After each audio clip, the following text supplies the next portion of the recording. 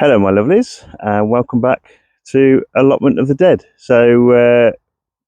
Still basically early spring, really early spring. The temperature wise it's still really cold, but now really is the right time to start trying to tidy up the plots and your growing space a little bit better before you wanting to plant some of the new plants that you've got in. The poison gardens literally now have pretty much mostly gone to seed. The only things that are really still surviving are these beautiful hellebores, the winter rose. I think I probably need to plant a few more of these just so we can get this nice winter colour into the poison garden. But everything now is pretty much gone to dormancy really. A lot of the taller plants have started, or they've died back, and they've set their seeds, dropped all the seeds that they're basically going to now before the new season. So what we need to do now is just tidy up some of these plants, cut them completely back, probably to the ground. If there's any new growth, we'll leave that, but everything will need to be cut down really to the ground so that we can get ready for the new season. The other thing we want to do at this stage is try and put a bit of mulch around. The thing about poison plants, if you do grow them, it's very important really to try and keep control of them, because poison plants growing where you don't want them to grow can be a hazard potentially for other people down the plot, other people even on your plot, if they're or even yourself if you're weeding and you actually don't recognize a particular seedling that potentially could be toxic. I mean, Aconite seeds, when they germinate, they are quite distinctive, but it is very difficult sometimes to actually figure out which is which. So it's very important to try and keep control of that. So having a mulch, and this time we're using this nice Strulch Mulch. I don't know whether you can say that quite quickly. So Strulch is a straw product. It's supposed to, as well as covering the ground, it's supposed to keep the slugs and snails off. So we'll give that a go this year and see if we have any luck with it. But a lot of these poison plants don't have a problem with slugs and snails either. Maybe it's because they're poisonous, I don't know. But they're not the first choice of plants that the slugs and snails will go for. So what we'll do is we'll cut back some of these plants. We'll have a bit of a weed of everything we know that is a weed, and we'll go from there.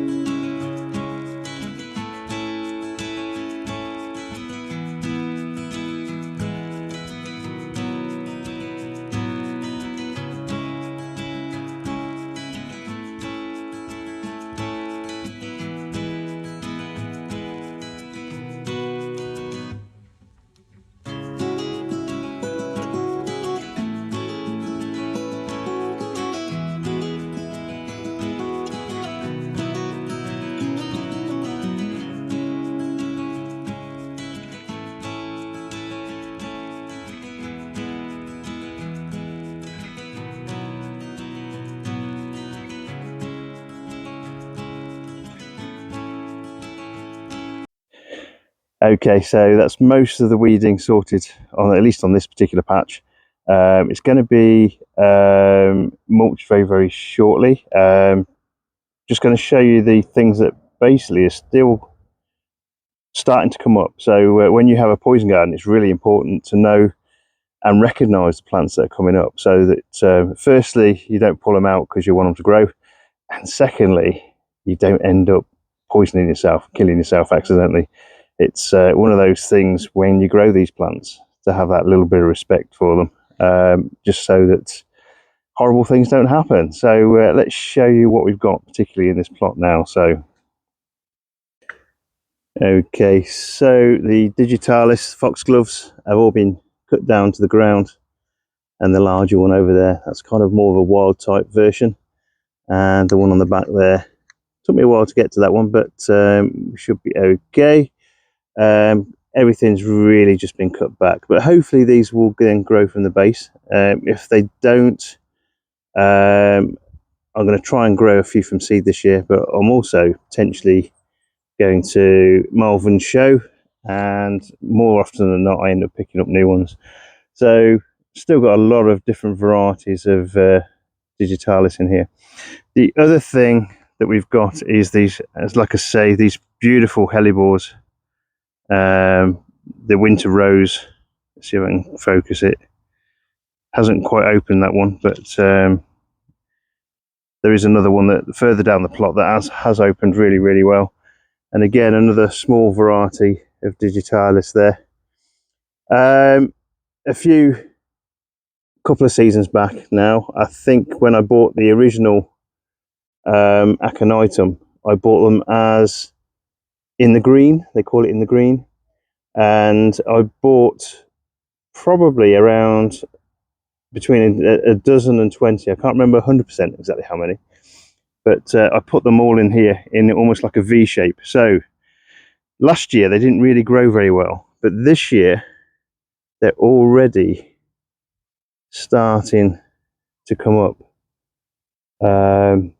You see the one over there, absolutely gorgeous little plants, all starting to sprout, just ready for that new season. So this one here is right next to the digitalis plant. So previous year I didn't really see it, so I planted the digitalis pretty much next to it, or on top of it almost, but it looks like both coming through now, so we should have a mix of the two in this particular area and see how that goes. The other thing I bought in the green probably about 3 years ago was these little wonderful little plants coming up now. So this here, or these, are the only things that will be edible in this particular part of the garden. So these are wild garlic. Wild garlic does spread with little tubers underneath the ground, and they end up with these little lovely little white flowers on them, which are really good with a little bit of butter and spread on some toast. Garlic toast with wild garlic is absolutely gorgeous. So in looking at this poison garden, and looking at some of the flowers that I've seen around the neighbourhood and around the general area, I figured that I was a bit amiss. So there was a couple of wild flowers native to the UK that are poisonous, that are toxic, that I know I haven't got in my collection. So they are really, around this time of year, they are really nice. You can see them pretty much if you go for a nice woodland walk in your local area. You'll probably see some of these plants. One of them you'll probably won't see quite so much of now, because it's kind of the end of their season, but the other one you will definitely see. So let me show you these. Right, so I've bought some winter aconite, which is part of the buttercup family. Again, a toxic plant. You'll see these as little yellow flowers, usually grown under the bottom of trees and things like that. Again, these are absolutely gorgeous little things. But again, these were all ones that I've bought these from wildflowers.co.uk, so a UK company.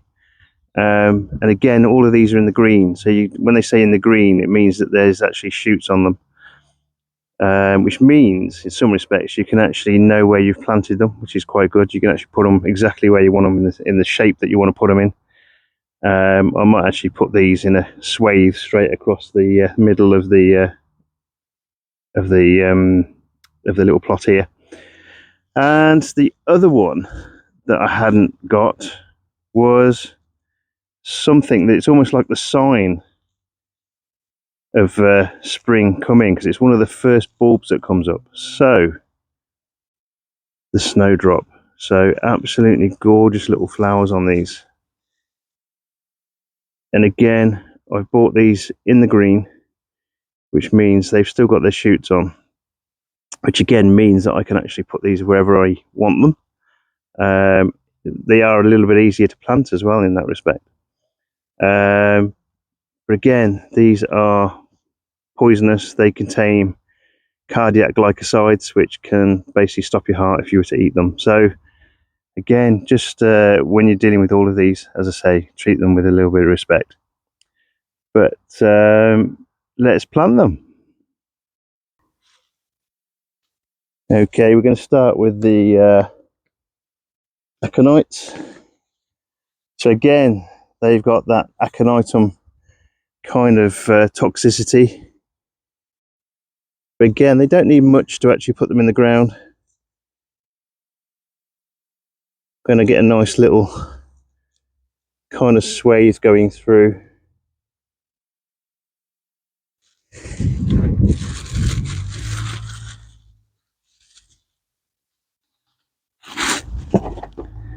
Nice little bulbs.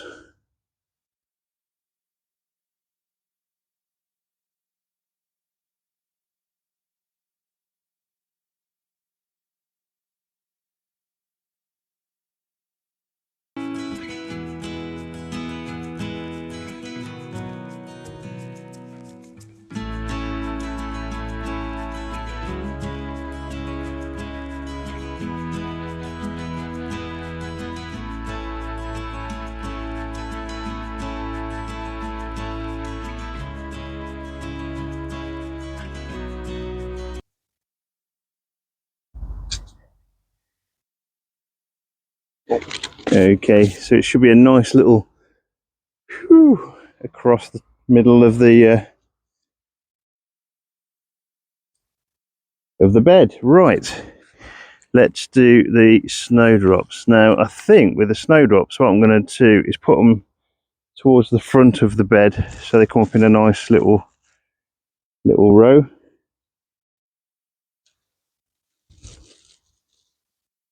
Wow.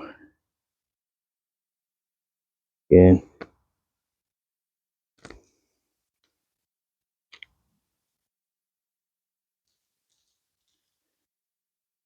Plenty of roots on these, as you always get when they're in the green, because they're just literally right at the end of their growing season. But yeah, nice cute little plants.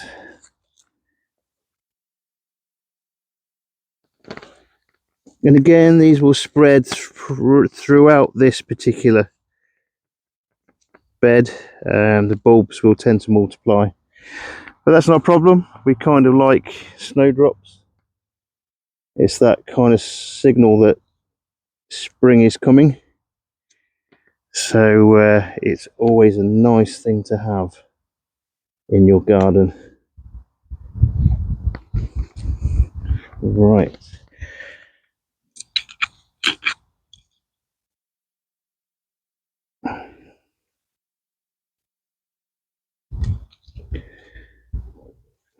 I think the good thing about putting these in the poison garden is that I know everything here is poisonous other than the wild garlic, so we're not going to have any accidents with eating one of these potentially instead of a spring onion or something.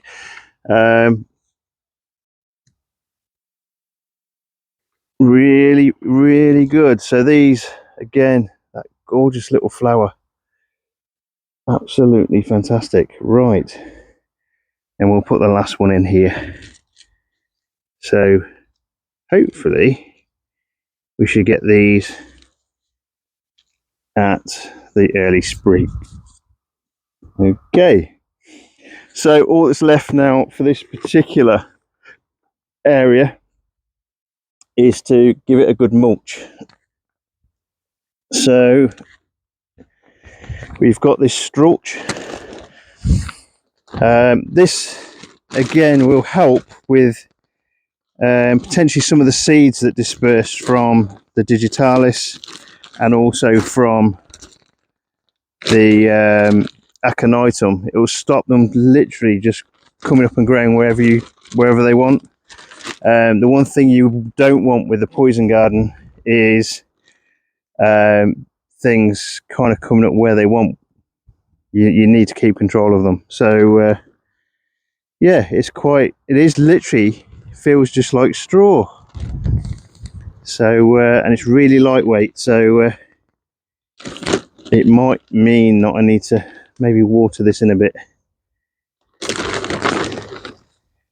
So we'll tip some out and put it over the bits that I know I need to mulch round. Right.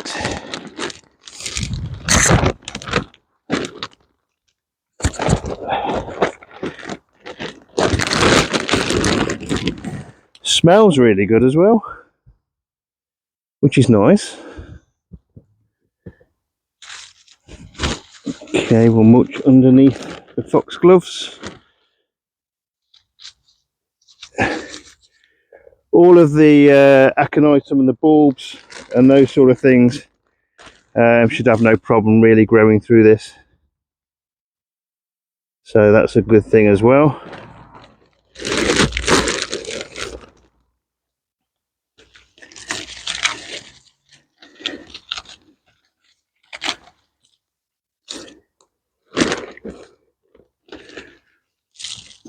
You can tell it's straw based. Just feels really nice. Okay.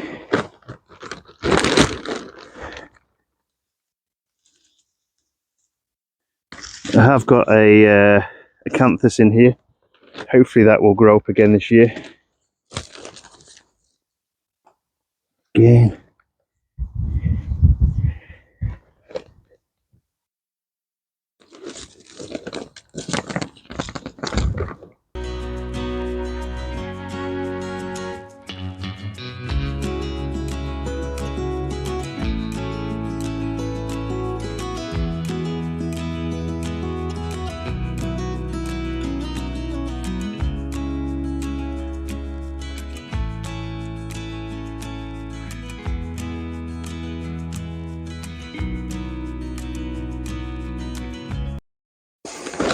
Now I've not put this massively deep, just deep enough to keep things down.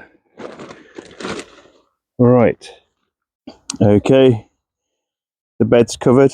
I'm quite impressed with this Strulch. It's does what it says it does. It kind of covers the ground, and hopefully it will help keep some of the moisture in as well. But yeah, so that's kind of set for spring. Now hopefully the foxgloves and the aconitum will grow nicely through that, and we'll see how it goes. Right, okay, so that's one job down the plot done. Loads still to do down here. All the bits I've probably dug over already, they're going to need redigging over. The little seedling of weeds have started to come through again, so we'll turn the ground over. We'll bury the weeds probably in there. Annual weeds generally won't be able to grow without the light, so they'll die off in there. But yeah, we've got a lot to do, and plenty of time to do it really. It's still only February. I've got a couple of weeks off now, so hopefully I'll be able to get down here a bit more often over the next couple of weeks and do what needs to be done. So right, all the best for today. So take care. Bye bye.